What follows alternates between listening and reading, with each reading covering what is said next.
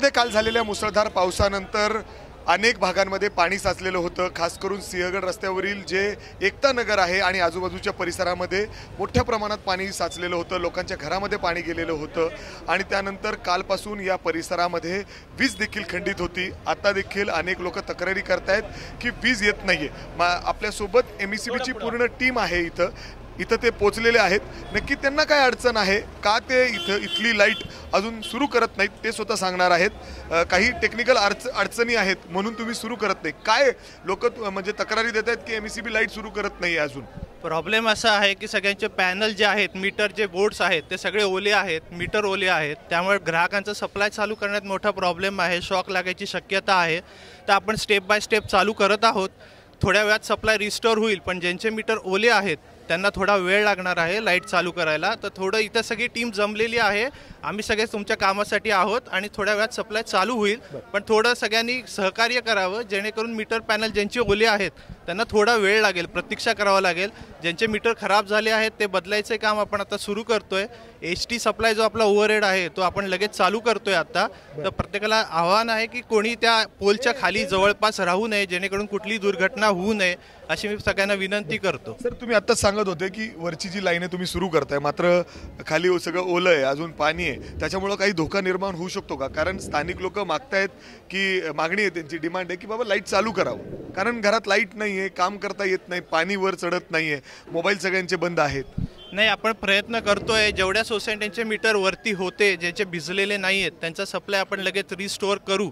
परंतु ज्यांचे मीटर भिजलेले आहेत, अजूनही ओले आहेत, त्यांच्याकडे चालू करायला धोका आहे, तिथं शॉक बसू शकतो, त्यामुळे आपण प्रिकॉशन घेऊनच सप्लाय चालू करणार आहोत। तक्रारी अजून येत आहेत इथं असं तुमच्या म्हणजे एमईसीबीत?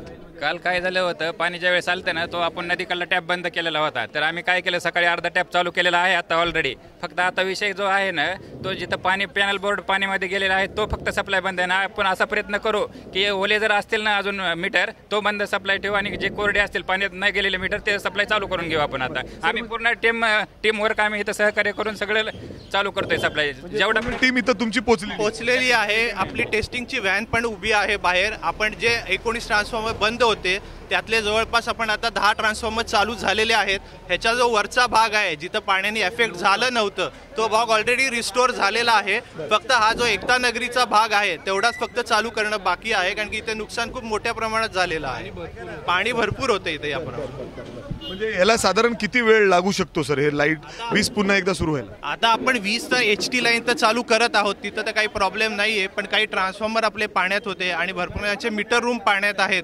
त्याच्यामुळे आपल्याला तिथं वेळ लागू शकतो। बाकी सगळा सप्लाय रिस्टोअर होऊन जाईल लवकरात लवकर। जेवढा होईल तेवढा आम्ही प्रयत्न करतोय लाईट चालू होण्याचा। जाऊन शॉक लागतंय नाही लागत हे प्रत्यक्ष आम्ही तिथे जाऊन पाहणी करतोय आणि जिथं आपली सेफ वाटते की आता इथं आपण सप्लाय चालू करू शकतोय तिथं आपण सप्लाय चालू करणार आहोत। अगदी त्यांनी टेक्निकल रिझन सांगितलेले आहेत। टीम या ठिकाणी पोहोचलेली आहे एमईसीबीची, मात्र काही जे बोर्ड्स आहेत, मीटर्स आहेत ते पाण्यामध्ये होते, ते सगळे ओले आहेत, त्यामुळे तिथं करंट लागण्याची भीती आहे, त्यामुळे लाईट या ठिकाणी स्टोअर केली जात नाहीये, रिस्टोअर केली जात नाहीये। ते स्वतः या ठिकाणी उपस्थित आहेत, इतर ठिकाणी ते चेक करता आहेत, जिथं मीटर ओले नसतील त्या ठिकाणी ते पुन्हा एकदा रिस्टोअर करण्याचा प्रयत्न करतायत।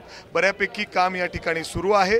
स्वतः आपण बघू शकता एमईसीबी विभागाचे सगळे कर्मचारी अधिकारी या ठिकाणी पोहोचलेले आहेत। अशा पद्धतीने आता कुठेतरी प्रशासनाला देखील जाग आलेली आहे आणि मदतीसाठी त्यांनी देखील आता धाव घेतली आहे। कॅमेरामॅन अमोल गवाळेसह मी मिकी घई, एबीपी माझा, पुणे। एबीपी माझा, उघडा डोळे बघा नीट।